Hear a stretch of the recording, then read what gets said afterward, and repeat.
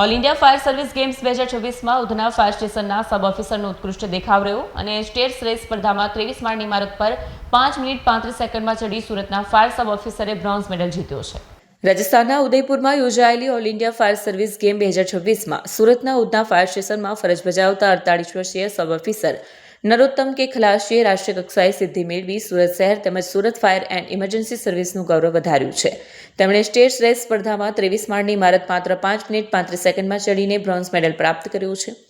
દેશના વિવિધ રાજ્યોમાંથી 2300 જેટલા ખેલાડીઓએ વિવિધ રમતોમાં ભાગ લીધો હતો, જેમાં કઠિન તાલીમ, દમદાર શારીરિક ક્ષમતા અને અડગ મનોબળના સ્થળોએ દર્શન કરાવ્યા હતા। સુરત ફાયર વિભાગના અધિકારી સહકર્મચારીઓએ તેમને અભિનંદન પાઠવી ભવિષ્યમાં પણ રાષ્ટ્રીય કક્ષાએ શ્રેષ્ઠ પ્રદર્શન કરવા માટે શુભેચ્છાઓ પાઠવી હતી। આ સિદ્ધિ અંગે સબ ઓફિસર નરોત્તમ કે ખલાસીએ જણાવ્યું હતું કે ફાયર સર્વિસની નોકરીમાં ફિટનેસ અને શિસ્ત અત્યંત મહત્વની છે।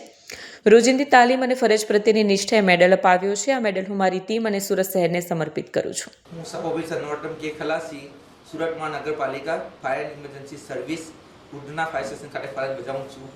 હાલ ઓલ ઇન્ડિયા ફાયર મીટ 2026 તારીખ 27 જાન્યુઆરીથી 31 જાન્યુઆરી દરમિયાન રાજસ્થાન ઉદયપુરમાં યોજાઈ હતી સ્પોર્ટ ઇવેન્ટ। એમાં હું દાદર ચર યાની કે 23માં દાદર ચરવાનું હતું, એમાં ભાગ લીધો હતો ને ફાયર પ્રોક્સિમિટી શૂટ તેમજ BSFનો બાટલો પહેરીને હું ભાગ લીધો હતો। એમાં હું 5 મિનિટ અને 35 સેકન્ડે 23 માળના દાદર ચડી ગયો હતો ને એમાં મને બ્રોન્ઝ મેડલ મળ્યો હતો। કઈ પ્રકારની સ્પર્ધાઓ કેટલા લોકો ભાગ લીધો? ટોટલ ઓલ ઇન્ડિયા તરફથી 23 માણસોએ ભાગ લીધો 23 માણસોએ ભાગ લીધો હતો। એમાં અલગ અલગ પ્રકારની જેવી રીતના દોડ, athletics, high jump, long jump ને ફાયરની સેફ્ટીને લગતી સ્પર્ધાઓ યોજાઈ હતી। એમાં હું સ્ટેરકેસ યાની કે દાદર ચડવામાં ભાગ લીધો હતો। ખાસ કરીને કઈ કંપનીઓમાં જોડાઈ હતી? કોઈ કંપનીઓ ખાસ કરીને મોટી? એમાં 22 રાજ્યોએ ભાગ લીધો હતો, તેમજ આર્મી, પોલીસ અને BSFના કર્મચારી તેમજ અન્ય પ્રાઇવેટ કંપનીઓના માણસોએ ભાગ લીધો હતો।